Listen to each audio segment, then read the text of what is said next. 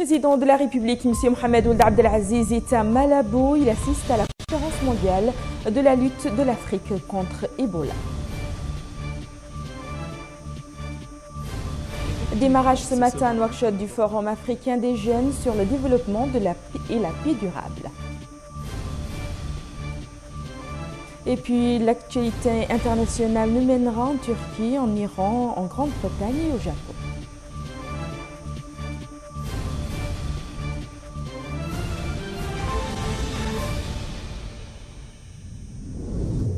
Mesdames et messieurs, bonsoir et bienvenue sur les ondes de votre chaîne privée Al Watania pour ce nouveau bulletin d'information. Le président de la République, son Excellence M. Mohamed Ould Abdelaziz, a quitté Nouakchott ce lundi matin à destination de Malabo.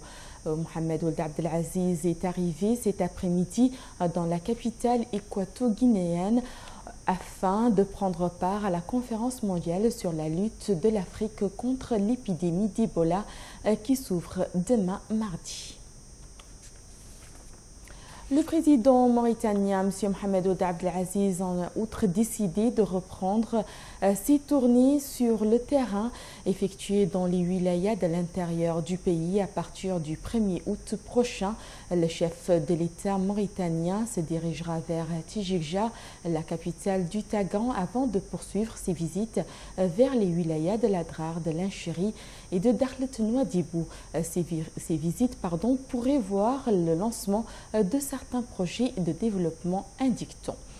Des centaines de jeunes venus de partout en Afrique participent au Forum africain sur le développement et la paix durable qui a débuté ce matin au Centre international de conférence de Nouakchott en présence du Premier ministre, de la ministre de la Jeunesse et des Sports, du représentant des Nations Unies pour le développement PNUD et de l'ambassadeur des USA en Mauritanie, Babacar Mem nous en dit plus. Effectivement, c'est ce matin que le Forum africain sur le développement et la paix durable a débuté au Centre international de conférence de Nouakchott en présence du Premier ministre Yahya Ould Hademin, de la ministre de la Jeunesse et du Sport, Dr Koumbaba, du représentant des Nations Unies pour le développement PNUD et de l'ambassadeur des États-Unis d'Amérique en Mauritanie. Cette conférence durera 3 jours et regroupe plus de 250 jeunes actifs dans le milieu de la jeunesse et répondant aux critères définis. Dans son mot prononcé, le chef du gouvernement est revenu sur l'importance de cette rencontre. Cela s'est concrétisé à travers la stratégie nationale en faveur de la jeunesse et des sports à l'horizon 2015-2020, dont l'exécution incombe au ministère de la jeunesse et des sports. À son tour, la ministre de la Jeunesse mauritanienne, Madame Koumbaba, appelle à un dialogue au front pour la jeunesse africaine. Il s'agit d'un dialogue inclusif avec les populations à l'échelle mondiale afin de définir les véritables priorités stratégiques et établir le partenariat nécessaire à l'appropriation et à la mise en œuvre efficace d'un nouveau programme encore plus ambitieux. Ce dialogue offre une opportunité unique d'expression et de proposition à la jeunesse qui incarne au premier plan l'avenir du continent. Selon la ministre, l'État mauritanien réfléchit et propose des solutions concrètes aux différentes priorités qui sont les migrations et l'insécurité. Au-delà des enjeux affirmés par la déclaration du millénaire, nous devons réfléchir et proposer des solutions concrètes à nos nouvelles priorités, notamment dans le domaine de la lutte contre la pauvreté et toutes les formes d'inégalité, le développement humain et la sécurisation des populations. Quant à l'ambassadeur des États-Unis d'Amérique, la jeunesse africaine doit s'organiser pour faire face à ces nouveaux défis qui sont l'extrémisme violent et les migrations. La jeunesse de la région Sahélo-Sahara doit s'organiser pour faire face à ce nouveau défi qui est l'extrémisme violent. Le poète irlandais William Butler Yeats a décrit une situation qui prévoit dans une société en train de se détruire. Le représentant du PNUD en Mauritanie donne son point de vue sur cette importante rencontre. L'année 2015 marque un tournant significatif et en matière d'agenda international de développement, avec l'arrivée à terme, 15 ans après leur adoption, des objectifs du millénaire pour le développement, les OMD. L'impulsion donnée par la Conférence des Nations Unies sur le développement durable à Rio, tenue en juin 2012, à travers la déclaration « L'avenir que nous voulons », s'est traduite par la mise en place d'un comité de haut niveau sur la présidence du secrétaire général des Nations Unies, en vue de définir les modalités de formulation et d'adoption des objectifs de développement durable, les ODD. Le forum, qui s'inscrit dans la démarche internationale de réflexion sur les objectifs de développement durable pour l'agenda post-2015, abordera durant 3 jours des thèmes stratégiques, les objectifs du développement durable, la prévention de l'extrémisme violent et la migration. Mauritanie participe du 21 au 25 juillet courant aux journées économiques et de l'investissement à l'exposition de Milan en Italie. Une délégation ministérielle conduite par la ministre de la Culture et de l'Artisanat, Madame Hendou Mentaïnina, et comprenant les ministres du pétrole et de l'énergie et des mines, des pêches et de l'économie maritime, du commerce, de l'industrie et du tourisme, de l'agriculture et de l'élevage, et le président de l'autorité de la zone franche de Nouadhibou a quitté la capitale dimanche matin pour l'Italie. La délégation ministérielle est accompagnée au cours de ce voyage par de hauts responsables de différents secteurs. La tenue à Nouakchott du 20 au 22 juillet du Forum de la jeunesse africaine sur le développement durable repose avec acuité les multiples problèmes de la jeunesse mauritanienne, au premier rang desquels le chômage. Quels horizons, quelles solutions pour la jeunesse mauritanienne? Mohamed Yahya Abdelwadoud répond à ces questions. La première rencontre du président de la République avec les jeunes s'est déroulée l'année dernière. Il en a résulté la mise sur pied d'un haut conseil des jeunes, une institution qui a fait couler en son temps beaucoup d'encre, les opposants y voyant une gratification pour la progéniture des barons du régime, et qui plus est, des jeunes qui voient tout en rose et seraient par conséquent peu enclins à poser les vrais problèmes de la jeunesse mauritanienne. Une large part des réalisations faites en faveur de jeunes sont au crédit du président actuel Mohamed Ould Abdelaziz. Les jeunes ont été associés à la vie politique, notamment les élus, députés, maires et sénateurs. Les jeunes chômeurs ont été soutenus grâce au financement de l'AGR, à l'exemple d'un projet agricole.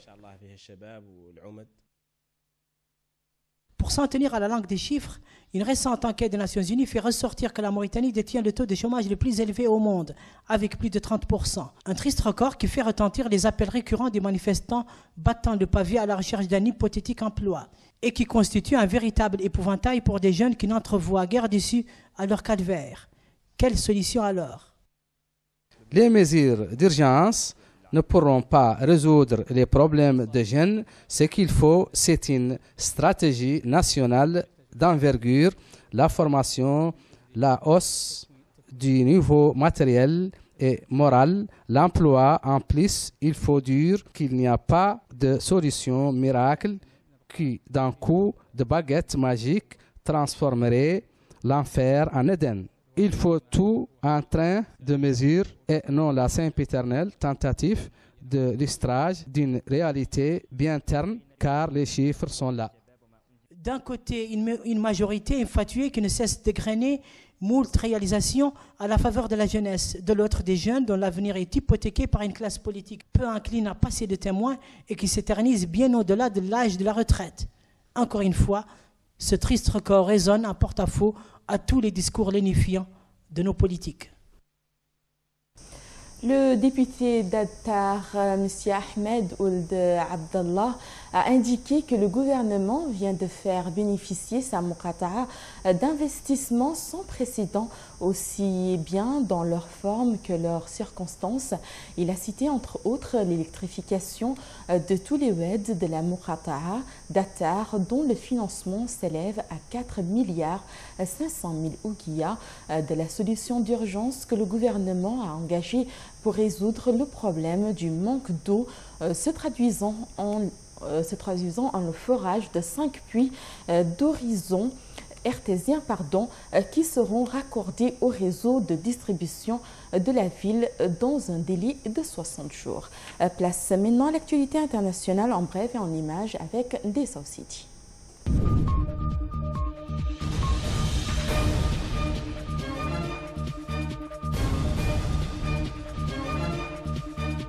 Les premiers éléments de l'enquête indiquent que l'attentat suicide qui a fait au moins 30 morts lundi dans la ville turque de Suruk, près de la frontière syrienne, a été commis par le groupe État islamique, affirme le Premier ministre turc Ahmed Davutoglu. Plusieurs médias turcs ont évoqué la piste d'une kamikaze femme âgée d'une vingtaine d'années à peine. Le Premier ministre a enfin indiqué que le déploiement des renforts militaires à la frontière entre son pays et la Syrie, qui a débuté il y a plusieurs semaines déjà, allait continuer. Le Conseil de sécurité de l'ONU a adopté lundi à l'unanimité une résolution qui entérine l'accord nucléaire signé par l'Iran et les grandes puissances et prépare la levée des sanctions internationales qui asphyxient l'économie iranienne. À condition que l'Iran respecte l'accord à la lettre, les 7 résolutions que l'ONU a adoptées depuis 2006 pour sanctionner l'Iran seront abrogées, stipule le texte. Il prévoit une levée progressive et conditionnelle des sanctions en échange de garanties que Téhéran ne se dotera pas de l'arme nucléaire. Comme prévu, le Premier ministre britannique David Cameron assure ce lundi disposer d'une stratégie pour traiter l'extrémisme en Grande-Bretagne. Il promet de répondre à ceux qui répandent l'extrémisme chez les jeunes musulmans britanniques. Cameron affirme que sa stratégie de lutte contre l'extrémisme sera disponible d'ici la fin de cette année. Elle vise à lutter contre la propagation d'idées extrémistes promues par l'État islamique en Syrie et en Irak. Voté jeudi à la Chambre basse du Parlement, le projet de loi de défense du Premier ministre Shinzo Abe vise à renforcer le rôle militaire du Japon dans l'arène internationale. Cette réinterprétation de l'article 9 de la Constitution pacifiste rendrait possible l'envoi à l'extérieur des forces d'autodéfense pour venir en aide à un allié, en premier lieu les États-Unis. Pour le gouvernement, il s'agit là de répondre à un environnement sécuritaire qui a fondamentalement changé autour du Japon en raison de l'évolution de l'équilibre des forces.